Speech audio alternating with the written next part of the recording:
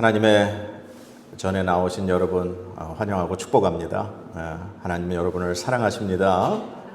오늘도 하나님의 말씀의 은혜가 여러분과 함께 하시기를 소망합니다. 우리가 2년 넘게 코로나 시기를 겪었어요. 그때 많은 이 신조어들이 등장을 했습니다. 뭐 확진자, 그래서 막 확 갑자기 이렇게 살이 찐 사람을 확진자 그렇게 표현도 했고요. 마기꾼이라는 단어도 있었어요. 그게 무슨 말인지 아세요?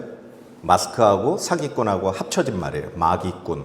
그게 무슨 말이냐면 마스크를 계속 2년 넘게 쓰고 다니니까 이렇게 눈하고 이 눈썹 주변만 화장을 한 거예요. 그런데 갑자기 마스크를 벗는 순간 내가 생각했던, 내가 상상했던 그 마스크 속의 인물이 아닌 전혀 다른 인물이 이렇게 드러날 때 마기꾼이다. 그런 표현을 썼던 기억이 납니다. 우리가 생각했던 것은 그 마스크 속에 아름다운 모습을 상상했는데 마스크를 벗는 순간 누구세요라고 물을 정도로 전혀 다른 인물이 나온 거죠. 자, 오늘 성경 말씀 우리 2절, 3절 같이 한번 읽어보도록 하겠습니다. 시작.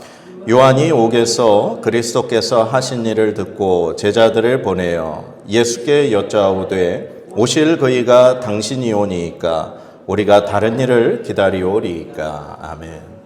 지금 세례 요한이 옥에서 감옥에 갇혀 있어요. 거기서 예수님이 하신 일을 듣고 자신의 제자 둘을 지금 예수님에게 보냈습니다. 그러면서 이 세례 요한이 예수님에게 제자들의 입을 빌려 질문을 하는 거예요. 뭐라고 질문을 하는 거죠? 오실 그이가 당신입니까? 아니면 우리가 다른 일을 기다려야 합니까? 여기서 세례 요한이 이야기하는 오실 이, 다른 이, 누구를 가리킬까요? 바로 메시아를 가르치는 거죠. 지금 세례 요한이 예수님에게 이 질문을 하는 그 의도가 뭘까요? 이 세례 요한이 지금 감옥에 갇힌 상태에서 예수님이 하시는 일을 들었어요. 그리고 나서 제자들을 예수님에게 보내 질문을 하는 겁니다. 당신이 메시아입니까? 아니면 우리가 다른 사람을 기다려야 합니까? 다른 메시아를 기다려야 합니까? 지금 그 질문을 하는 거거든요. 그러면 세례 요한이 왜 예수님에게 이 질문을 할까요? 세례 요한의 마음에 지금 예수님이 메시아시다라는 그 믿음이 흔들리고 있는 거예요. 없는 거예요. 세례 요한은 자신의 생각에 예수님이 오실 메시아, 자신이 광야에서 외쳤던 내 뒤에 오시는 이는 불과 성령으로 세례를 주시는 분이다. 그렇게 외쳤던 그 메시아라는 생각이 지금 흔들리고 있는 거죠. 왜? 예수님이 하신 일을 들었을 때. 지금 세례 요한은 감옥에 갇혀 있는 상태에서 예수님이 하신 일을 들었고 그리고 제자들을 보내 당신이 정말 메시아가 맞습니까? 라는 질문을 하고 있는 거예요. 세례 요한의 생각에 예수님의 하신 일들은 자신이 생각했던 메시아의 일과 달랐기 때문인 거죠. 그 제자들에게 예수님이 너희가 가서 듣고 보는 걸 그대로 다시 세례 요한에게 알려주라. 뭐라고 얘기하셨어요? 맹인이 보고 못 걷는 사람이 걷고 나병 환자가 깨끗함 받고 못 듣는 자가 듣고 죽은 자가 살아나고 가난한 자에게 복음이 전파된다 해라. 지금 예수님이 그동안 하셨던 일 그대로 다시 말씀하고 계세요. 즉 세례 요한이 감옥에서 예수님이 하셨던 일 들었던 그것 그대로 예수님이 다시 말씀하고 계시는 거예요. 세례 요한의 생각과 예수님의 모습은 달랐어요. 자, 그리고 우리 16절, 17절 한번 같이 읽어보겠습니다. 시작. 이 세대를 무엇으로 비유할까? 비유하건대 아이들이 장터에 앉아 제 동물을 불러 이르되 우리가 너희를 향하여 피리를 불어도 너희가 춤추지 않고 우리가 슬피 울어도 너희가 가슴을 치지 아니하였다 함과 같도다. 아멘. 지금 예수님이 16절부터는 이 세대, 지금 예수님 당시의 세대를 비유로 말씀을 하고 계세요. 어떤 비유로 말씀을 하고 계시느냐? 마치 시장터에서 아이들이 노는 모습과 같다 하시면서 그 아이들의 노는 모습을 지금 설명하고 계세요. 아이들이 지금 두 패로 나눠서 노는 거예요. 그런데 한쪽 무리가 다른 쪽 무리 아이들에게 이렇게 얘기하는 거예요. 우리가 피리를 부는데 니네들 왜 춤 안 추지? 우리가 슬퍼하고 지금 우는데 니네들 왜 가슴을 안 치지? 이렇게 지금 상대방한테 질문을 하고 상대방을 뭐라고 그러는 거예요. 이 가슴을 친다, 슬퍼할 때 가슴을 친다라고 하는 이 표현은 당시 이스라엘 시대의 이제 장례 문화입니다. 사람들이 누군가 가족이 죽거나 슬픈 일을 당하면 머리에 이제 풀고 재를 뒤집어 쓰고 막 가슴을 치면서 소리를 질러요. 그러면 함께 슬퍼하는 사람들은 가슴을 치면서 애통하는 것, 그것이 그들이 이렇게 슬픔을 위로하고 함께하는 모습의 방법이에요. 그러니까 지금 이 아이들이 두 패로 갈라서 지금 우리들이 즐거워 막 피리를 불고 같이 이 잔치처럼 하는 자리에 니네들은 왜 우리하고 똑같이 이렇게 안 해? 또 우리가 만약에 슬퍼하는 그러한 이렇게 모습으로 장난을 치고 놀면은 함께 동참을 해야 되는데 니네 왜 안 그래? 하면서 자신들이 원하는 것을 상대방이 하지 않는다는 것, 그것을 지금 비판하는 모습을 예수님이 이 세대의 모습이 이와 같다. 그렇게 말씀하고 있는 거예요. 그러면서 그 밑에 이제 18절, 19절 말씀에 이렇게 기록을 하고 있는 거예요. 요한이 와서 먹지도 않고 마시지도 아니하매 그들이 말하기를 귀신이 들렸다 하더니 인자는 와서 먹고 마시며 말하기를 보라 먹기를 탐하고 포도주를 즐기는 사람이요 세리와 죄인의 친구로다 하니 지혜는 그 행한 일로 인하여 옳다함을 얻느니라. 아멘. 그러니까 당시 이 이스라엘 백성들이, 유대인들이 세례 요한을 어떻게 생각하는지, 그리고 예수님을 어떻게 생각하는지 예수님이 그 비유로 말씀해 주신 거예요. 유대인들의 생각에 세례 요한이 하나님의 선지자라면 분명히 자기들이 생각했던 것의 모습이 있어야 하는데 세례 요한의 모습은 자신들의 생각과 달랐다는 거죠. 그래서 세례 요한의 모습을 비판할 때 먹지도 않고 마시지도 않고 귀신이 들린 사람이다. 그렇게 얘기를 한 거예요. 그리고 예수님을 향해서는 비판하기를 세리와 죄인의 친구다. 그렇게 비판을 하고 있다라고 하는 거죠. 즉 자신들의 생각과 전혀 다른 세례 요한과 예수님의 모습을 비판하는 그 유대인들의 모습을 예수님이 비유로 말씀을 하고 계신 겁니다. 자, 그러면 다시 우리 이제 중간으로 돌아와서 세례 요한이 이제 제자들을 보내서 예수님에게 질문을 했고 그 예수님의 대답을 듣고 다시 세례 요한에게 돌아간 그 상황에 예수님이 이제 예수님 곁에 있는 무리들에게 세례 요한에 대해서 말씀을 해주고 계세요. 예수님이 지금 세례 요한에 대해서 굉장히 큰 칭찬을 하고 계십니다. 세 가지를 얘기하고 계세요. 자, 세례 요한이 어떠한 사람이냐 하고서 예수님이 말씀을 해주시는데 9절 말씀에 보면 선지자보다 더 나은 자이다. 그렇게 말씀하고 계세요. 그리고 두 번째는 11절 말씀에 여자가 낳은 자 중에 가장 큰 자가 세례 요한이다. 그렇게 말씀하고 계세요. 그리고 마지막 세 번째로는 14절 말씀에 오리라 한 엘리야가 곧 이 사람이다. 이렇게 지금 예수님이 세례 요한에 대해서 엄청난 인정을 해주고 계신 모습을 볼 수 있습니다. 지금 세례 요한은 자신이 회개하라, 천국이 가까웠다. 이제 내 뒤에 오실 그 메시아는 너희들에게 불과 성령으로 세례를 주신 분이다. 그렇게 광야에서 외치고 백성들을 이제 회개하라고 이렇게 권고하면서 요단강에서 세례를 주고 그렇게 자신이 하나님께서 주신 사역을 충실히 감당했어요.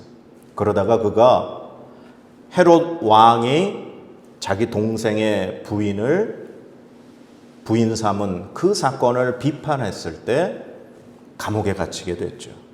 그래서 지금 세례 요한은 감옥에 갇혀 있는 상태인 겁니다.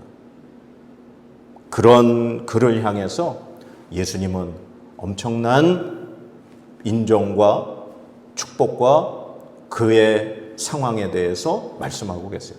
예수님의 말씀을 정리를 해보면 이 세례 요한이라고 하는 사람은 구약에서 선지자들이 그리고 하나님의 말씀인 율법이 이 메시아에 대해서 예언을 했는데 그 예언을 한 마지막 선지자가 바로 세례 요한이라는 거예요. 그리고 이 세례 요한은 또한 예수님을 통해 이루어질 하나님의 나라, 그 하나님의 나라를 알리는 시작점에 있는 사람이 세례 요한이라는 사람이라는 거예요. 이 세례 요한은 구약과 신약의 연결고리를 하는 역할을 했던 사람이 바로 세례 요한이다. 그렇게 예수님이 인정하고 계시는 겁니다. 그런데 여기서 우리가 그동안 알고 있었던, 우리가 그동안 들어왔던 그 하나님의 말씀 가운데 우리의 생각과 좀 다른 부분이 하나가 있어서 이 부분을 여러분과 함께 나누려고 해요. 바로 12절 말씀이에요. 자, 오늘 본문 말씀 12절 말씀 같이 한번 읽어보겠습니다. 시작. 세례 요한의 때부터 지금까지 천국은 침노를 당하나니 침노하는 자는 빼앗느니라. 아멘. 그동안 여러분들 이 말씀을 어떻게 이해하고 계신가요? 천국은 침노를 당한다. 그래서 보통 우리가 이 부분의 말씀을 많이 이렇게 해석을 했어요. 천국은 침노하는 자가 천국을 소유할 수 있다. 그러니 여러분들 하나님 나라를 마음껏 그렇게 사모하십시오. 하나님의 나라를 마음껏 여러분 이렇게 들어가려고 애쓰고 노력하십시오. 어떤 그런 긍정적인 이미지의 어떠한 이 문장으로 이 말씀을 우리가 알고 있었어요. 그런데 이 침노한다 라고 하는 이 단어가 헬라어 이제 비아조라고 하는 동사인데 이 동사의 뜻이 침입한다, 폭력을 행사한다 그런 뜻이에요. 그러니까 긍정적인 표현보다는 부정적인 단어로 많이 쓰이는 단어가 이 침노한다라고 하는 이 말이에요. 이 말을 그러면은 뭐 폭력을 행사한다라는 단어로 우리가 이걸 보면 천국은 폭행을 당한다는 거예요. 그리고 폭행하는 사람이 천국을 빼앗는다. 이러면 우리가 그동안 알고 있는 말하고는 이 하나님의 말씀하고 우리가 전혀 매칭이 안 되는 거거든요. 그런데 이 마태복음 11장의 12절 천국은 침노를 당하나니 침노하는 자는 천국을 빼앗는다. 이 문장이 성경을 연구하는 학자들 사이에서도 딱 두 파로 나뉘어져서 굉장히 지금까지도 이렇게 어떤 것이다라고 결정을 못 내리는 문장이에요. 그러니까 긍정적으로 우리가 지금까지 알아왔던 것처럼 천국을 사모하고 천국을 들어가기 위해서 막 애쓰고 노력해야 한다라고 하는 긍정적인 입장에 이렇게 해석도 가능하지만 반대로 천국은 폭행을 당하고 폭행하는 사람이 천국을 지금 소유하고 있다. 천국을 빼앗는다. 그런 부정적인 의미로도 해석이 가능하다는 말이에요. 자, 그러면 우리가 전혀 알지 못했던 그 부정적인 의미에 대해서 제가 이제 설명을 드릴 텐데 지금 세례 요한이 하나님 나라의 복음을 선포하다가 세례 요한 지금 감옥에 가 있는 상태입니다. 그리고 예수님은 하나님의 복음을 선포하고 하나님의 나라를 전파하고 많은 병든 자들과 귀신 들린 자들을 고쳐주시며 하나님의 일을 그렇게 행하셨는데도 불구하고 이스라엘 백성들에 의해, 결국에 유대인들에 의해 예수님은 십자가에 못 박히시게 되는 거죠. 즉 여기서 얘기하는 침노하는 자라고 하는 이 무리들은 당시 이스라엘 사회에서 이 세례요한과 예수님 시대에서 종교적 기득권자, 즉 대제사장들과 장로들의 무리들이 바로 이 세례요한을 감옥에 보내고 예수님을 십자가에 못 박으면서 하나님의 나라를 선포하고 하나님의 나라를 준비하라고 외쳤던 세례요한과 예수님을 그들의 힘으로 그렇게 가로막고 오직 자신들만이 그 하나님의 나라를 마치 소유할 수 있는 것처럼 그렇게 한 상황을 의미하기도 한다라고 우리가 그렇게 볼 수 있다라는 사실이에요. 그 이유가 오늘부터 우리가 보게 되는 마태복음 11장과 12장 이 전체의 이 두 장에 걸쳐서 예수님이 반대에 부딪히는 그러한 사건들이 기록이 되어 있어요. 오늘 우리가 처음에도 보았지만 세례 요한이 예수님을 향해 당신이 메시아입니까? 우리가 다른 사람 기다려야 됩니까? 세례 요한조차 예수님에 대한 그 믿음이 흔들리고 있었어요. 그리고 예수님이 이제 바리새인들에 의해 공격당하고 예수님의 가족들, 어머니와 형제들이 와서 예수님을 데리고 가려고 오는 장면이 마태복음에 이제 등장을 하게 돼요. 그러니까 예수님이 비판받고 사람들로부터 인정받지 못하는 그 기사들 속에서 우리가 이 본문을 해석하면 이 본문은 부정적인 그런 의미로 우리가 해석을 할 수 있다라는 거예요. 그래서 이제 우리 성경에 우리가 지금 사용하는 것은 개역 개정판인데 새번역 성경에는 이렇게 기록이 되어 있어요. 이 12절이 세례자 요한 때로부터 지금까지 하늘나라는 힘을 떨치고 있다. 그리고 힘을 쓰는 사람들이 그것을 차지한다. 이렇게 해석을 했어요. 그 다음에 공동번역이라고 하는 번역서에는 이 12절을 이렇게 번역을 했습니다. 세례자 요한 때부터 지금까지 하늘나라는 폭행을 당해왔다. 그리고 폭행을 쓰는 사람들이 하늘나라를 빼앗으려고 한다. 이렇게 이 부분을 해석을 했습니다.